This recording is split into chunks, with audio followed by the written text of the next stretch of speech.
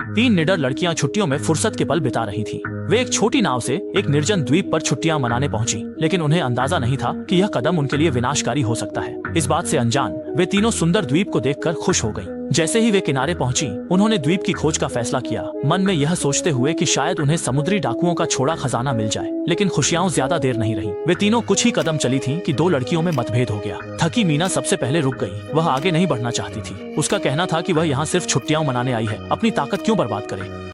वहीं दूसरी लड़की लॉरा इसका ठीक उल्टा सोचती थी। उसका मानना था कि जब यहाँ तक आ ही गए हैं तो क्यों न थोड़ा अन्वेषण किया जाए। दोनों अपनी अपनी सोच पर जोर देते हुए तीखी बहस में उलझ गईं। माहौल कुछ देर के लिए काफी तनावपूर्ण हो गया। ये देखकर इस छुट्टी की योजना बनाने वाली अन्ना ने तुरंत दोनों को रोक दिया। उसे बिल्कुल उम्मीद नहीं थी कि इतने सालों की दोस्ती सिर्फ एक छोटी सी असहमति पर इस कदर बिगड़ जाएगी। छुट्टियां अभी शुरू भी नहीं हुई थीं कि पहले ही मनमुटाव हो गया। अन्ना नहीं चाहती थी कि इतनी छोटी सी बात से सबका मूड खराब हो, और वह यह भी नहीं चाहती थी कि इससे दोनों बहनों की दोस्ती पर असर पड़े।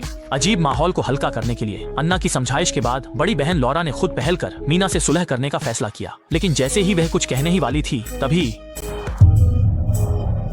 असल में तीन शिकारी जो इस निर्जन द्वीप पर शिकार करने आए थे, संयोग से वहां से गुजर रहे थे, जिससे तीनों लड़कियां डर गईं। जब उन शिकारियों का नेता पहाड़ी से नीचे आया तो लॉरा ने उसे तुरंत पहचान लिया। यह तो उसके स्कूल के पुराने सहपाठी मैट था। सोच भी नहीं सकती थी कि ग्रेजुएशन के इतने सालों बाद आज इस तरह से फिर मुलाकात होगी। एक दूसरे को पहचानने के बाद लॉरा अपनी खुशी छुपा नहीं पाई। इस सुनसान द्वीप पर अचानक तीन मजबूत आदमी आ जाना, क्या यह ऊपर वाले का वरदान नहीं है? खासकर जब उसने सुना कि वे अब तक कोई शिकार नहीं पकड़ पाए हैं और भूखे हैं, तो उत्साही मीना ने उन पुरुषों को, जिन्हें वे कुछ मिनट पहले ही मिली थी, खुद ही खाने के लिए आमंत्रित कर लिया।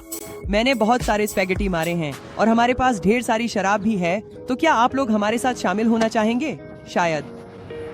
बहुत खुशी से सुंदरियों की मेहमान नवाजी स्वीकार कर ली। वे लोग अलाव के पास बैठकर अपनी अपनी जिंदगी की घटनाओं पर खुलकर बात कर रही थीं। शुरुआत में माहौल सौहार्दपूर्ण था, लेकिन शराब की आदत न होने वाली मीना ने आधी बोतल पीने के बाद अचानक बगल में बैठे मैट से छेड़खानी शुरू कर दी। वह बार बार उसे छूने और इशारे करने लगी, जैसे कोई संकेत दे रही हो।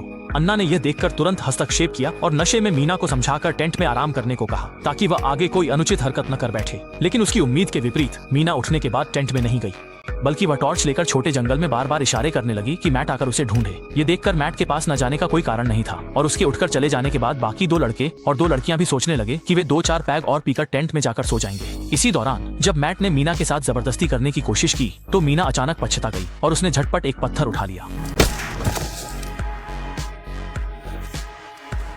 कुछ लोगों ने यह देखा तो दौड़कर आ गए। दुर्भाग्यवश मीना ने गलती से मैट के संवेदनशील हिस्से पर वार किया, जिससे उसकी मौके पर ही मौत हो गई। जब बाकी दोनों शिकारी देख रहे थे कि उनका सरदार एक औरत के हाथों मारा गया, तो वे पलटे और तीनों को काबू में कर लिया।